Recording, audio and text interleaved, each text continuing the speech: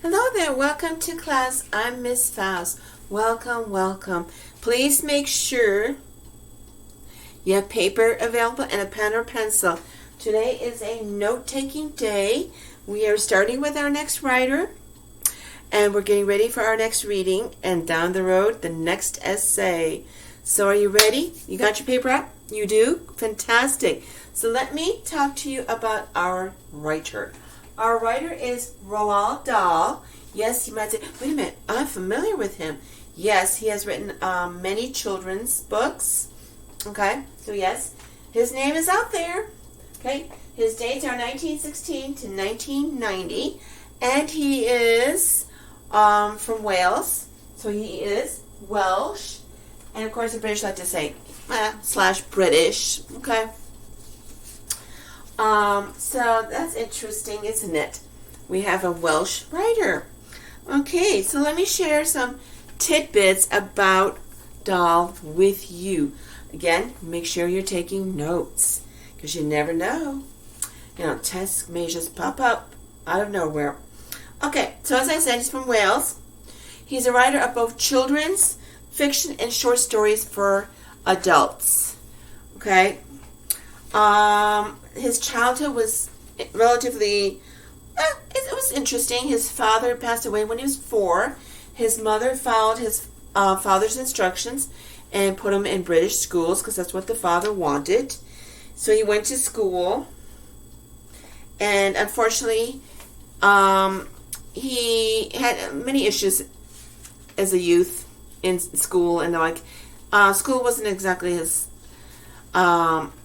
favorite activity of the day, let's just say. Okay, so he just felt that his school years were filled with horror. It was just days of horror, because the rules that he had to remember, just rules and more rules. For instance, before he was moved to boarding school, which was filled with horror, according to him, he and a few other kids were severely beaten by the principal for placing a dead mouse in a storekeeper's candy jar. In his time, look at the dates again, we had corporal punishment. So yes, principals and teachers were able to punish their students. Okay.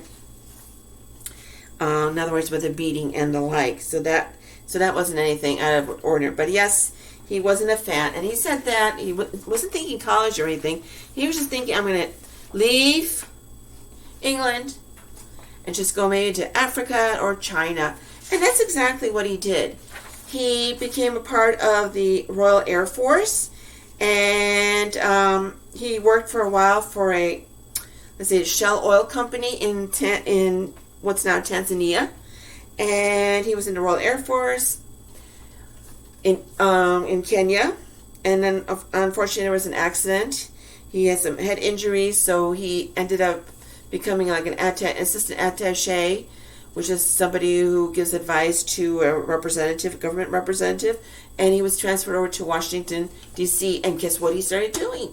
He started writing stories, children's stories of all things. Children's stories. He is known for his first children's story was, this is spooky, The Gremlins. So yes, so if you ever read that, okay, he's responsible for that. Let's see what else. So, he continued on writing. Okay, he got awards such as the Edgar Allan Poe Award from the Mystery Writers of America, because the stories are filled with mystery. Okay, he also, believe it or not, wrote Charlie and the Chocolate Factory. So if you think of like Willy Wonka, for instance, yes, he wrote Charlie and the Chocolate Factory. And he's known for suspenseful and bizarre writings. Quite mysterious. Definitely suspenseful. So we're going to focus on the definition of suspense shortly. Okay, so keep that word bizarre in mind. He's also known for writing a story for adults. One of the stories, The Landlady. And that is definitely filled with bizarre twists and turns. So if you enjoy our today's reading, you may want to turn to The Landlady and check that out. Okay. He got married to a Hollywood actress. Their marriage didn't last long, but they had 5 kids. And they were his inspiration because he, to get them to sleep, he would tell them stories. And then those stories were just more involved and more created and created. Next thing, they're in book form. Okay? So they were an inspiration to his kids. The one thing that you'll notice when you read any of his works is that if there's like an adult that's sort of nasty to a child or anything in his stories, especially the children's stories, that he becomes really mean to that adult, and critics did not like that. Critics just did not go with, hey, you shouldn't do that and make the adults look so bad. But he would do that because his kids were really important to him and the like, and he felt they were really critical. They really had the critical eye and would understand and could help him out to make his writings better. He didn't want his kids to be, I'm not talking his children, but his kids and his stories to be mistreated or anything. Okay? So, yes, we're going to have a little bit of chiming in here. So, do you have any questions about that? Any questions at all? Okay? Regarding Roald Dahl. Let's see if there's anything else. Nope, that is it. So, like I said, his inspiration were his kids.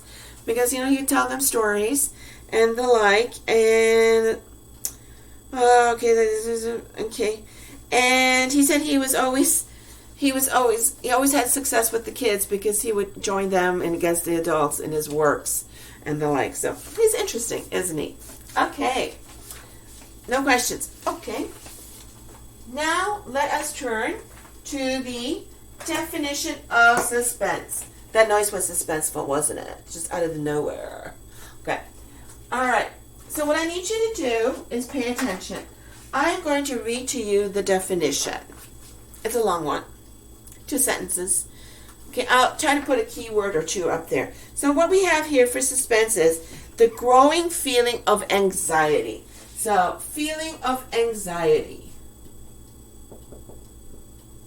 We can write that down. And excitement. It's a growing feeling of, you ever feel that when you're reading, you're like, in anticipation? Okay, it's like a lot of mystery there. Okay. That makes the reader curious about the outcome of a story. Makes you curious.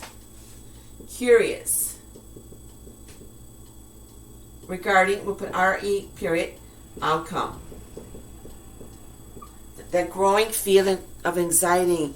Yes. So you're going, oh my gosh, I don't know if I can read those 2 pages. Oh, yeah. Okay. Now, a writer creates suspense through techniques that raise questions about possible endings to the conflict. So, yeah, you might be thinking one way that the writer should be ending the conflict that's, in the story. But the writer obviously comes up with his own version. But you've got all these different, I think he doesn't make it.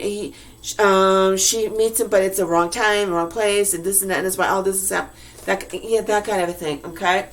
So let's try this again. Suspense is the growing feeling of anxiety and excitement. Okay, that makes the reader curious about the outcome of a story. A writer creates suspense through techniques that raise questions about possible endings to the conflict. So what we're really needing, and you're going to need this definition, is the first sentence. Not so much about raising questions and the like. Okay? It's the first. Growing feeling of anxiety and excitement that makes you, the reader, curious about the outcome of a story. Curious regarding the outcome. Okay? You're going to need that definition, so make sure you've got that. Now, I need you to Google Dahl's Lamb to the Slaughter. So, put in text Lamb to Slaughter by Roald Dahl, or however you want to do that. Please read it as part of your assignment. So here's your assignment. And we will, next class period, go over the highlights. So be prepared to take some more notes and to discuss, so to speak. If you have any questions or anything, you let me know. So I need you to read Lamb to the Slaughter in preparation for next class session when we start the topic. Get the topic and start the essay at least. Then I need you to answer these 2 questions. Copy and answer them. How does Mary Maloney change in the course of the story? So you're going to meet a character by the name of Mary Maloney. How does she change? What happens? Okay. How does Mary deal with her situation? What is her situation? And how does she deal with it? Please make sure you read this first before you try to answer these two. Don't skim through the story. In order to do the essay, you need to know the story. Okay? And don't just, listen to what I'm saying and figure that's the whole thing. I can't get every little piece. I try to get the highlights so that you at least understand it. Okay?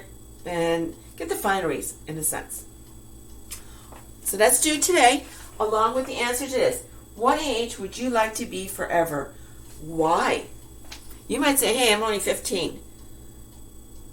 Well, that's okay. You can think ahead. You might have been talking to somebody, a cousin was 25 and said, oh my gosh, I'm 25 years old and I'm having the best time of my life. It's like, oh, I can do this and this and this and see this and this and this. And you're thinking, I want to be 25. Why? Okay? What age? So here's your assignment. Hopefully you took notes on Dahl. Interesting writer, isn't he? Okay. All right. So when you're done with everything, that includes this question, the answer to it. Send it on off to me today again. And I hope you have a fantastic day. Till next time. Bye-bye.